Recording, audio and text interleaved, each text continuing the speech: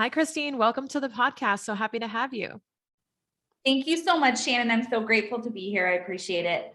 I'm so excited to have you because I have gone around telling people that you're the Canadian me. And Hi, which I take as like a huge compliment. So thank you. love it. Now I've been looking far and wide to find someone to refer my Canadian friends to, and I'm so happy that you're available.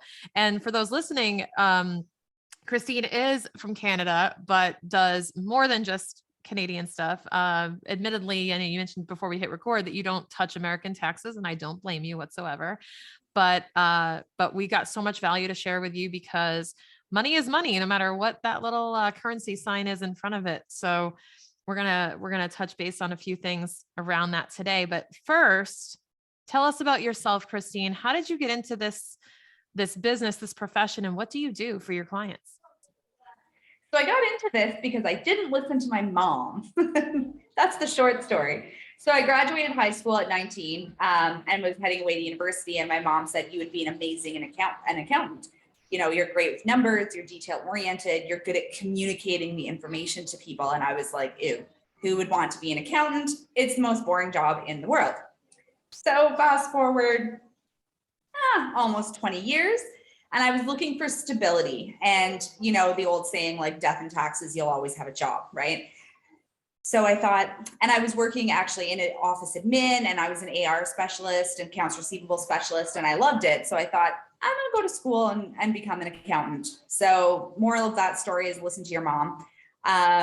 So I did. I went to school. I completed that. I landed my quote unquote dream job with the government, and it was absolutely awful. I used to call my husband like on my lunch breaks, crying, asking if I could quit. So then I transitioned to a public accounting firm. Thankfully, they saved me. And I loved being in the public accounting firm. I loved the work. I loved the people I worked with. But what I was really missing was the touch time with my clients. You know, it's you spend a lot of time behind a desk and you're doing work you love, but you don't get that face-to-face interaction. So once COVID happened, I think as it did for a lot of people, it sort of made us realize that there's so much more to life, right? So I quit my job. We moved to Mexico, and so I became a full-time entrepreneur. We moved to Mexico a couple months after that. So now I work with clients, very high touch time. You know, I do all the mundane monthly stuff as well, but I really focus on client communication and basically giving them their numbers and their data in a way that makes sense to them. That's what really lights me up, is supporting CEOs and growing their businesses.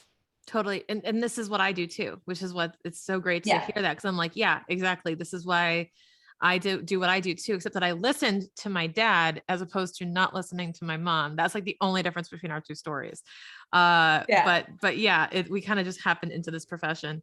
And that includes, by the way, the crying and saying, I want to quit for the big corporate jobs. Cause it's soul sucking. So on that note, and you say you love helping CEOs, and so do I. And one of the things that we do as CFOs is we really look at vision for the business, right? We talk about vision, we talk about their goals. And we try to help as you know, and like, you know, this is the name of the podcast, but we try to help them keep more of what they earn, right? That's always the goal. Absolutely. Yeah. So why do you think, in your opinion, so many entrepreneurs, so many companies struggle to actually keep what they earn? Without sounding too biased, I think it's because they don't pay enough attention to the numbers. You know, when you have either yourself or someone in your business, like a CFO, a finance manager, even a bookkeeper, who's looking at those numbers month after month, and particularly when you're working with someone like us that sort of gives suggestions and reviews that data like a little more in depth, you're paying more attention to what's coming in, to what's making money, to what's not making money, and to where your money's going. And I think, you know, a lot of entrepreneurs and business owners get into this because they have a passion and they love what they do, which is amazing. But at the end of the day, if you're not making money, it's not a business. So I think, yeah, without sounding too biased, I think paying attention to your numbers makes a big difference in keeping more of what you earn. Now, most business owners probably are familiar with the profit and loss statement as the primary go-to place for how am I doing. But in my opinion, and I'd love to hear yours, I don't think that's quite enough. It's one-dimensional. What else do they need to be looking at to know exactly what you just described, right? Like, where's the money going? Yes. So, I do. I love the P&L. I love the balance sheet. It shows very important information. But my favoriteest report, and my nerd is showing a little, is the cash flow forecast. Because again, revenue is great. Like, contracts being signed, clients coming in, those are great things. But without cash, your business won't survive, right? So yes, it's wonderful if you signed a $10,000 client for the month, but if they're not paying you that $10,000, we may have a little issue here. So what I love about cash flow forecasting is, you're predicting what's going to be coming in actual cash and what's going to be going out. So you can see, are we going to have shortfalls? Are we going to be cash rich that month? So I'm a big fan of the cash flow forecast. I know you are too. I am too. Yeah. I'm partial to it. So for those listening who don't really understand, when you say cash flow forecast, maybe they haven't heard the term cash flow. Can you just describe how you would define cash flow and why it's important to a business? So cash flow to me is actual cash. So whether that be a credit card payment, physical cash, I'll say PayPal, but I know you hate PayPal. So it's physical cash that is coming into your business and physical cash that is leaving your business. So that is your cash flow. And sorry, did you ask me why was that important? Yes. Why is it important to a business owner to know that? So let's say you have $5,000 in cash flow coming in that month from your clients or accounts receivable, whatever it may be. But then that month you have $10,000 in cash flow going out. There's a problem. You're $5,000 short, right? So where is that money going to come from? So yeah, I think it's very important to forecast that and to plan for these kinds of things, so we don't have to scramble and figure out where that $5,000 is going to come from. Yeah, and the way I would phrase cash flow too, to add to that, is it's performance of your business, income and expenses, right? But with the infused dimension of timing. Because it's all about timing, because you could have $1 million business and you could have $200,000 of expenses and say, I make $800,000. You can be profitable, but be cash flow negative. Correct. And that is kind of like a head blown emoji for some people. Can you help me understand, just kind of in your own words, describe, maybe you've seen this before with business owners, but how can someone be cash flow negative and profitable? That seems like the opposite thing. Yeah. So the big one that comes right to mind is accounts receivable. So if you have, let's say you launched something, you're an online coach and you launched something in February and it was bomb and you had like a $50,000 launch. Now, more likely than not, most of those people are going to be on payment plans, which is great if people pay. So, let's say you have 3 $50,000 launches in the year. So you're at $150,000 in revenue, but no one paid you. You're at zero cash flow, right? So this is kind of why I sort of have an axe to grind with the 10K months that you see everywhere, all over social media. Because you may have a 10K month in revenue. That doesn't mean you had a 10K month in cash. In fact, you could be in the negative for cash. So, I think it kind of gives a skewed idea of revenue and cash and those kinds of things. Yeah. And the metrics that are being put out there, like, especially on social media, it's all, kind of surface level, there's always another story underneath all of it. So Mhm. we know that there's just all this kind of highlighting of the best way to convey it on social. And then what's so funny is those same people come to me and they're like, how do I make my profit look like zero for tax purposes? So it all depends on I know. who you're telling the story to. Yeah. It all depends. Exactly. Or, I have clients sometimes that will voice memo me and they'll be like, I just saw this person post on social media that they've hit $1.5 million this year. They're having a little bit of imposter syndrome. And I'm a very analytical and logical person. And I'm like, okay, well, do you want to message that person and ask them what their expenses are? Because I guarantee you it's not $1.5 million in profit. Yeah. I actually want to normalize, for anyone listening to me, I want to normalize putting in your Instagram profile, zero taxable income. Yeah. That's some baller status. That's some ultra wealth right there, is saying zero taxable income. And then yet all of your pictures are like crazy lifestyle pictures. Right. So Yes. Yeah, 100%. So on the topic of cash flow, right, we're talking about being cash flow positive or negative, it's all about timing. And like you said, with accounts receivable, that's just basically money that you haven't gotten yet for sales that you've made, but you haven't actually collected the money. And yes, that you don't always collect all of the money. Spoiler alert for anyone who hasn't offered a payment plan before. People do bail, flake, ghost you, and you have to kind of budget that in a sense. Like, you have to be ready for that, or else it will affect your whole, it will be like that block in the Jenga tower that ruins, your revenue. Is if you're really relying on every single payment to come in on time, you're being unrealistic. It's not going to happen. And you have to be at peace with that. Right. Yeah, it's so true. It's not going to happen. And I usually, for my clients, I like to take a little percentage and be like, FYI, this percentage, you're probably not going to see. So, don't rely simply on those payment plans. I really encourage my clients to always have some sort of idea going, right? Of like when they're going to launch next, or what they're going to sell next, or that kind of thing. That's a great point, because I think especially with online coaches, which I serve a lot of, we see cash flow as basically this series of mountains. It's like there's an influx. So you might launch something. Maybe you're launching something every 3-4 months. And next thing you know, you've got a skyrocket of cash flow, 50K, 100K, something crazy, right? And then nothing for 3 months. But that 3 months you have expenses.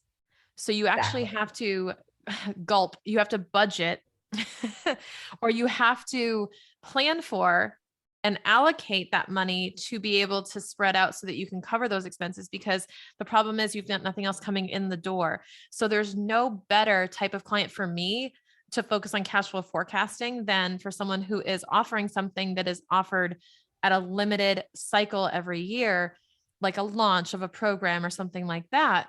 That is a prime candidate for really good cash flow forecasting, because they're going to need that, because there isn't necessarily a steady income stream. And what would you say, Christine, are your best tips for our folks listening who maybe don't have a steady cash flow? What are the ways that they can either improve that, or what are the ways they can even measure to find out how well they're doing with their cash flow? So even if you Google like cash flow forecast, you can find templates, you can find all sorts of things, like free resources, right? I know QuickBooks Online does a cash flow statement, so you can sort of see that. But like I said, there are some great ones just on the interwebs that have like formulas. So they're taking that financial data, like that historical in the past stuff, and projecting it forward. So that's great. Have someone you can ask. Like, if you don't know what this means, have someone you can ask, like, even just for the basics. I know if someone sent me a DM and was like, hey, can you tell me in one voice memo, like, what should I look at on my cash flow forecast? I'd answer them. Like, I'm not going to, you know what I mean? So there's always going to be someone in your world that can give you some advice on that or help you out. And one thing that I always stress with my people, whether they're businesses like brick and mortar or whether they're online coaches, is like have a core offering that sells consistently. Because if you have something that sells consistently and is profitable consistently, we can build around that, right? I see a lot of online entrepreneurs in particular that tend to jump from like this thing to that thing, and there's nothing consistent there. And I think consistency equals cash flow. Yeah. I call it like the anchor or the offer that like, there should be something that can just sell in your sleep that, you know, people are always going to gravitate to. It's kind of, I call it, I need a better example, but I call it like the Big Mac or the Happy Meal. Where I'm like that, like McDonald's will always have a Happy Meal, even if they're having like the McRib or the Mighty Wings or whatever the hell they throw on the menu to, you know what I mean? Like they could go beyond meat. They could do all these different things, but like they will always have the Big Mac. They will never take that off the menu. Why? Because they know it will sell. And the same thing with Happy Meals. They know they will sell. And if you take them off the menu, you're going to piss off a lot of kids and probably parents. But the thing is that you have to have that thing on your menu that people will come to you for, or know that they can always find in your store. And that is so important to create that stick with a customer and that brand loyalty and brand awareness too. Well, and it becomes that thing where you say, oh, I need help for blah, blah, blah. And people in your world go, call Shannon or call Christine or call, you know, it becomes that one thing that you're really known for. Yeah. And it works with brick and mortars too, right? Like I have a client who's a commercial cleaning company, and like they're known for their disinfecting services. You know, they do other stuff, but that's like their thing, right? So yeah, you got to find your Big Mac. I'm totally stealing that. You got to find that anchor offer that will never go away and that will be consistent. And I call that kind of like your foundational offer, because that should always be, if you're looking at your revenue, like you're filling up a jar, right? You should know that like that's always at the bottom of the jar to start with. That's your head start. You know that you're going to sell a minimum of this because you have this coming in the door, nearly guaranteed. And the best way to guarantee that, and my approach is to have something that has steady recurring revenue as a anchor offer. That is the best way, in my opinion, to build strong cash flow. And what other tips do you have, or do you agree with that? I 100% agree with you. So the way I structure my business, I work on a tier system, but I work on a monthly payment, right? And I look at some of my friends that are coaches that survive on launches. And I'm like, how do you guys survive this stress? You know, like I realize that there may be times where my clients, maybe someone didn't pay me or can't pay me on time, but for the most part, I know that when I send out those invoices every month, they're getting paid. So I would really, and I do really suggest my people to find something that's going to either be a monthly service that they can provide, or I'm also a fan of payment plans. Not super long extended ones, but you know, at least so you know you have this amount coming in for the next 6 months, you know. So with my online people, my online coaches, I like payment plans. Yeah. And as much as the group programs are more lucrative on the surface level, because you can serve more people and charge them all and basically dedicate the same hour or two of time instead of, 20 hours, that is efficient. However, I also love the idea of serving clients on a one-on-one basis on a monthly subscription type of payment, or having a membership of some kind or a community or something else where you can serve on a routine basis and deliver value, but collect a minimum of a certain amount of money per month, just so that you can reduce the stress. You nailed it, Christine. It's like they're so stressed out right before launch. Like, this has to meet our goal. Like, this is our one shot. And I'm like, you have no room to pivot, react, and you kind of just have to go all in and roll the dice and play roulette with it. And it works for a lot of people, but I think that you can do that. But I think that supplementing it with something else that creates a little more ease and steady cash flow is the ideal, because then it's less stressful. Then it's kind of just like, oh, okay, we didn't do as well as we thought, but we're not going to break the bank. It's not a big Yeah, deal. we're not going to be homeless. Exactly. Yeah. And even something that brings in $1,500 a month consistently, you know what I mean? Like, I know we live in this skewed social media world where that seems like nothing, but like $1,500, that's a good chunk of change, Yeah. And if you tightened everything up, you could completely live on $1,500 for a few months. So, I mean, I think too, there comes into a mindset piece into it where you don't need, I don't know, in my experience, nobody needs $10,000 a month to live, Yeah. So I think that sometimes there's some mindset stuff around that as well. Yeah. And, like you mentioned, the 1,500 or even $500 a month or whatever it may be. I mean, you can get that. And we talk about passive income all the time, just like shifting gears for a second. Like we talk about passive income all the time. And for me, the real passive income is where you literally do nothing and you make money. And one of those ways is affiliate income or other things like that, where you're just literally cashing checks for, someone signs up through your link of some kind and, oh, cool. That's great that someone did that. Yeah. I actually have, spoiler alert and full transparency.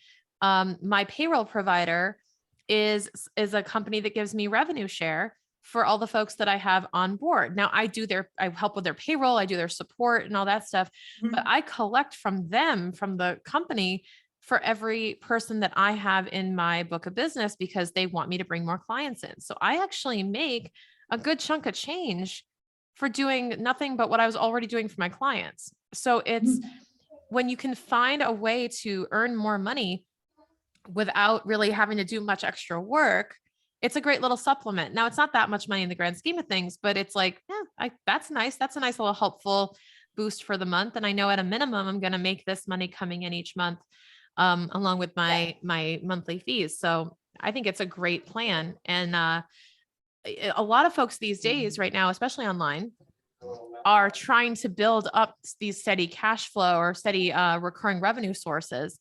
And I think that it is a struggle because it's hard to find something that will generate all of that.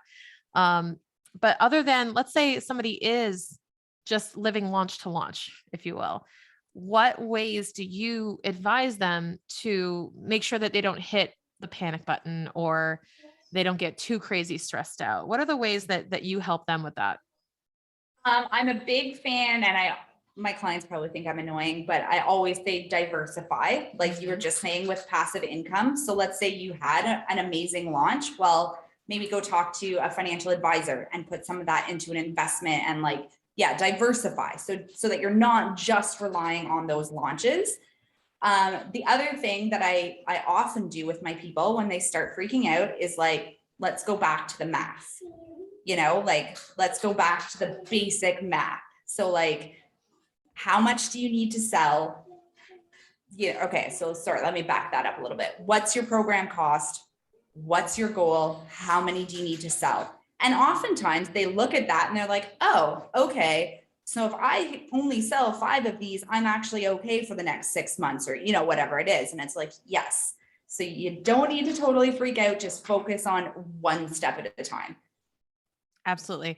And when we look at the cash flow forecast, I say, go back to the forecast, go back to, what do we need to make in a minimum so that we're cash flow positive, not profitable, but cash flow positive. So what bills are coming due when, and what do we need to make sure we have in the bank account by then?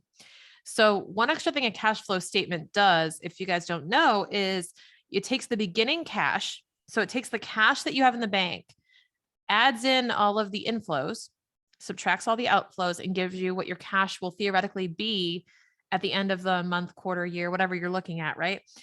And what this does is it actually predicts your bank account balance. So it can actually help you figure out, I will have this much in the bank. If all this happens, I will have this much in the bank in March. Cool. That, maybe there's something you want to invest in next year. Maybe there's something big happening or an event or something that you do every year. And you're wondering, okay, well, can I pull out money to take my family on vacation next summer? Where will my cash be in May or June? And if I told you that you could predict that, you'd probably be like, what? How do you know that? You can. You can. You can. Yeah. And that's what we help with. That's what we're here to do. It's not just about like nerding out on the numbers for the business. It's also about like, what are your personal goals? What do you need money for this year? What's going to be happening in your life? And how can we make sure that the bank account is never a source of stress over that? Exactly. Or sometimes I do have to play the Debbie Downer, as you do as well. And like, okay, taxes are coming out that month. So let's, so that's going to be a little hit there. So let's plan for that, So, I mean, as much as everyone doesn't like paying taxes, it has to be done. And when you plan for it, it's so much less stressful, Yeah. I say the stress comes in the surprise. Totally. Yeah. When you take the surprise out, it's like, oh, okay. Even if I tell a client, we're recording this in the end of 2021. If I tell a client right now that they're going to owe 20 grand in taxes, it's a little bit like, okay, all right, we can do things to lower that by all means, right? There are still ways you can lower that tax bill. However, they might just go, okay, yeah, I'll just make sure I have that saved up in the next 4 months. Okay, cool. Right. So as long as you can plan ahead, even if you've done nothing over the course of the year, as long as you know with enough notice what you're going to have to pay, then it really takes the sting out of it. Like most of my friends who are entrepreneurs felt like they were getting the grade to a test when they would sit with their accountant, right? Like that, like, so how did I do? What's my score? What's going on? And it's very high stress. It really is. It's like finding out your final exam grade, graduating college, and you're going, oh, or my CPA exam score. That was like the ultimate of like holding down and looking at the number. You can't see me, but I'm like dragging my hand over my eye, trying to see, is the top of the number round or is it straight? To figure out if I passed or not. If by the way, 75 passes, that's why I'm saying that. But and trying to figure out what is the number. And most entrepreneurs will look at their tax bill like that and go, oh, it's like, what am I expecting?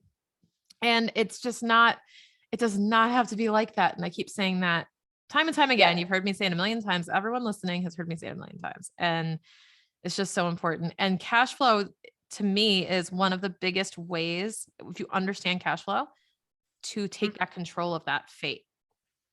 Absolutely. And I mean, then it puts that like, yes, do you still have to go sell things? Do you still have to create things? 100%. But at least you know that, all right, if I can consistently do this or hit these numbers, then I'm going to be good, and then it puts the stress, quote unquote, at least back into their zone of genius, right? Which is creating their programs and services and offers and all that kind of thing. And I think as entrepreneurs, like as you and I like to spend time in the numbers and we don't find that stressful, I would like to think that entrepreneurs, when they're in their zones of genius, don't find it as stressful, right? As worrying about this stuff. Yeah. So let's predict it. Yeah. I mean, that's like putting me in front of Facebook ads and trying to figure that out. It's like, no, thank you. Who can I hire? Trust me, I relate to you guys. I know you feel like P&L is like how I feel about Facebook ads. I have no desire in any of my bones to learn how that works. And that's okay. And I'm at peace with it, but I will, I will hire someone when the time comes to deal with all that. So just know if you ever see a Facebook ad from me that I hired someone. Shannon did not do that. Shannon did not do that. For sure. I don't even edit this podcast either. Shout out to Sid and her team listening to this. I know where I'm good and I know where I'm not. And I have to make sure that I have, and here's a funny thing. Now that I bring that up, a little story from me though. When I started this podcast, one of the first things I did was, well, number one, do people actually want this? And number two was, do I have the cash flow? Because I knew this podcast was not going to make me money. I'm not here to monetize this, guys. I know you get ads from me periodically in the episodes, but I'm not here to monetize this as of right now. And the funny thing is, I knew it was not going to be bringing in any income, but I do pay a team to manage the, distribution of the podcast. So I had to make sure that my cash flow could handle a little extra cushion and handle a little extra expenses to make it worthwhile to get this out here for you.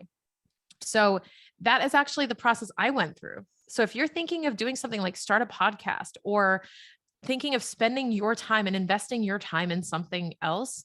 Your time is money, and investing actual money into that.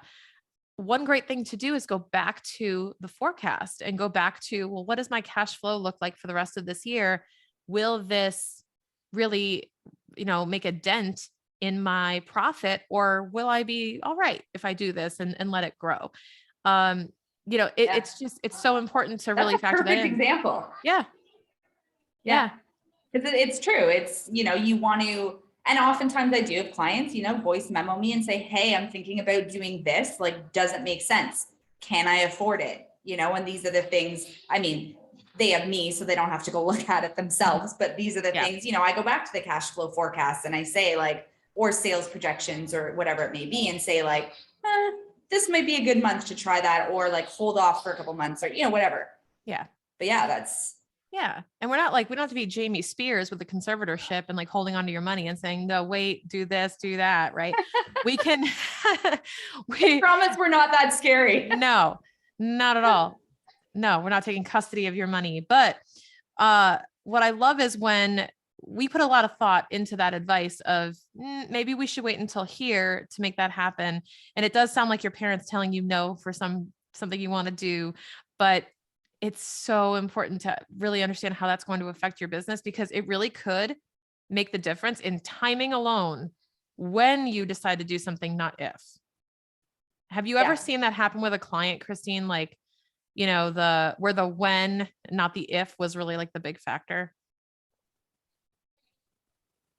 Yeah, it's especially, and I hate going back to your example again, but like a podcast is a perfect example, because it's like, I find like a lot of people are like, I'm going to start a podcast. And it's like, okay, that's awesome that you want to do that, but it costs money. Right. So, and again, we're not Jamie Spears. So I give my advice, you give your advice, and sometimes my clients listen to me and sometimes they don't. And that's cool. I mean, it's their business. Right. Yep, so exactly. I'm just here to support and give you my best thoughts. And then you do with it what you will, Exactly. So yeah. And I think that for what it's worth, anyone who has, and tell me if this is also your observation, because I know you work with a lot of coaches as well. And I found that like business coaches, for example, don't talk about this. They don't talk about like cash flow. They don't talk about, generally, they don't talk about the lull in between your launches. They don't talk about what to do to manage your money. And that's really not their zone of genius in many cases. Some people it is. Some people, they say, oh, well, go talk to an accountant or someone about that. But a lot of folks don't have that instinct, don't have that thing, that little like alert that goes off that goes, but if I'm launching every 4 months and doing this 3 times a year, how do I make sure I have enough money to last me from launch to launch? And going back to that, have you seen this too? I mean, I feel like no one's getting, or there's a shortage of advice out there on how to manage this. Would you agree? Yeah, there's not too much on like, how do you manage that cash gap? What should you do during those 3 months or 2 months, or, if you have your people all pay in full, what are you going to do in those 2 months? And yeah, there isn't a whole lot out there, because nobody likes the word budgeting. No, but it is, it's what you got to do. And nobody talks about it. No. And nobody has, or not, I shouldn't say nobody, that's a very big word, but even in group programs, like for business coaches, they have someone in on marketing, they have someone in on sales, they have someone in on this. They rarely have a money person. Like someone to talk about sort of even the basics or the nuts and bolts, and I'm like, if you guys want to have a business, numbers are kind of important. Exactly. And that's why I love the coaching program I work in, because I'm actually am the money person in a business coaching program. And that's why I think it's the best out there. Like, no, not biased at all, but, but because we offer that knowledge, and I'm going, you guys have no idea. Nobody else tells you these things. You're going to avoid so many expensive mistakes by learning some of this from the get-go. And that's why I'm so happy you're listening to this podcast, because it means that you're invested in learning that as well. So, what is your position, Christine? I'm just curious. When you're doing a cash flow forecast, let's say, we're listening to the podcast, we're thinking, okay, I've got to do a cash flow forecast for my business. I want to figure out how to do this. And let's say you get the tools, templates, the stuff you need to go do it. And you're ready to get started. When you're estimating and forecasting what's coming up, right? We're trying to be Miss Cleo and tell the future. So what tools do we have in our tool belt to be able to predict what this will look like? And second part of the question is, do we err on the side of, conservative, or do we try to shoot for the moon? So the tools that I always use are history, at numbers, right? I look back, say, particularly at the big expenses.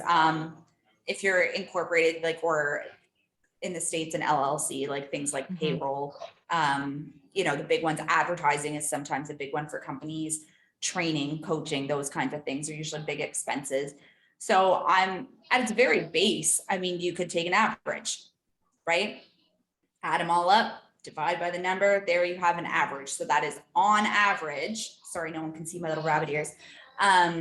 What you spend per month on coaching or advertising, whatever the case may be. So yeah, I'm a big fan of history. Where that gets a little bit sticky is if you're literally just starting and you have no historical data, you really do need to guesstimate. And to the second part of your question, I like to look like a superstar.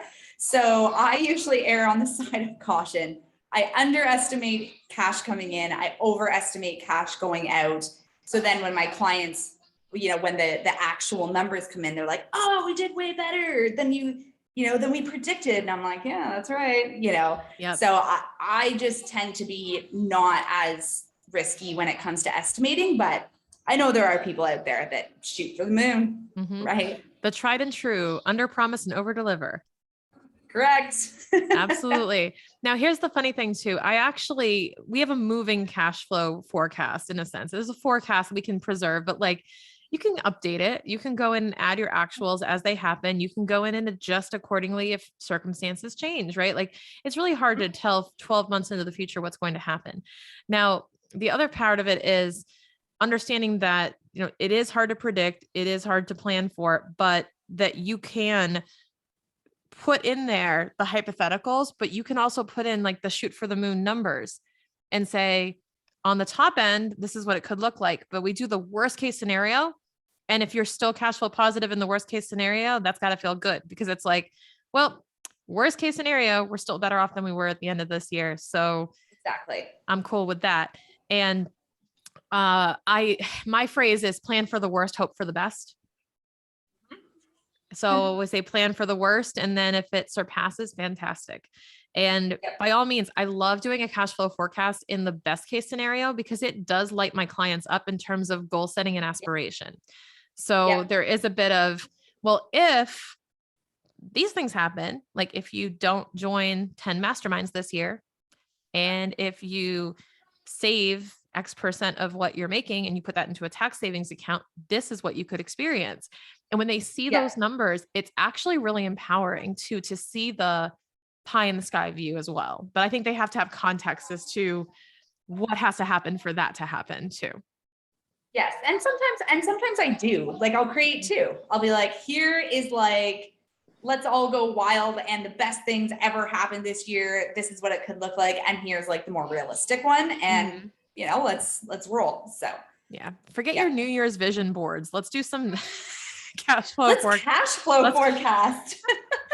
That's the vision board for a CPA, I think, or for an accountant. Yes. The vision board for an accountant is our cash flow forecast. It's really fun. I just did mine for the end of the year going into 2022. It got me all jazzed up and I'm like, ooh, I can't wait till I make this much money. But and it's true. Yeah.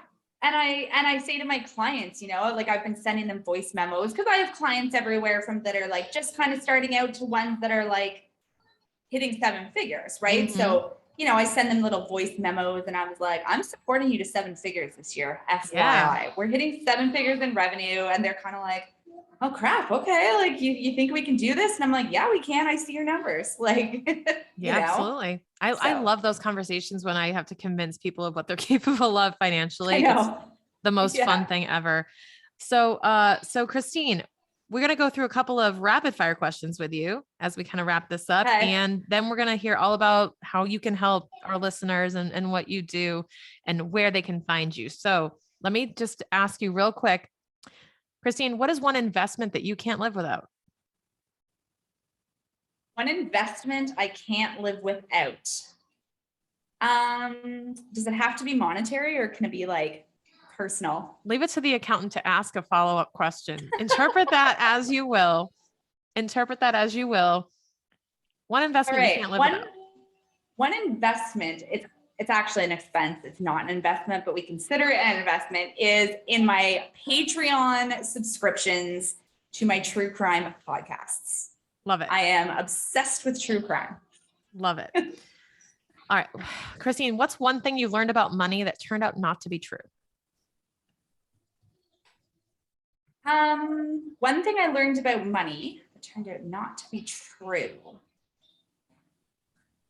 I was always taught that you had to have a higher education in order to make lots of money. And that is untrue in my experience. You can absolutely go out and accomplish absolutely wild monetary goals without having a higher education. Absolutely. And Christine, what makes you feel like a millionaire? Makes me feel like a millionaire. Okay, this is going to sound so cliche, but the fact that I get to wake up every single day in Mexico, currently living half a block from the beach, sitting out on my porch in like 30 Celsius weather, not Fahrenheit. I am Canadian. Yeah, that's where I am. 30 Celsius, exactly.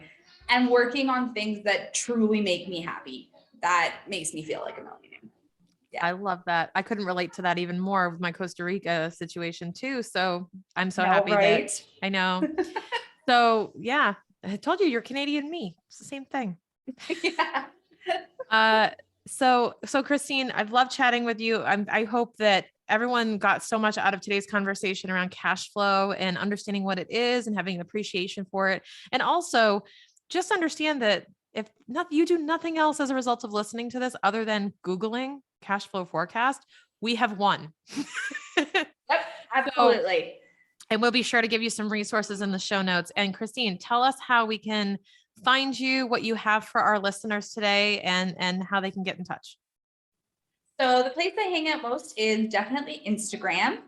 You can find me at Christine in Finance. I have a great freebie in there in my bio at the moment. It is an accounting checklist for six-figure entrepreneurs, but I am about to update that with something even more spectacular.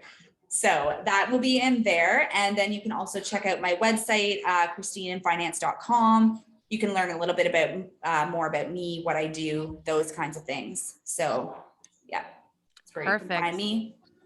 So go give Christine a follow and take a screenshot of today's episode that you're listening to. Tag me and Christine and let us know what you took away from this episode, and let us know that you're going to go start your cash flow forecast for 2022.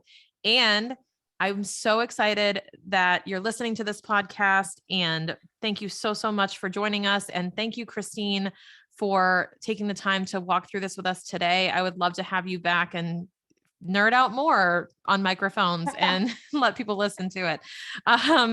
But thank you so much for being here. We really appreciate your time, and just thank you.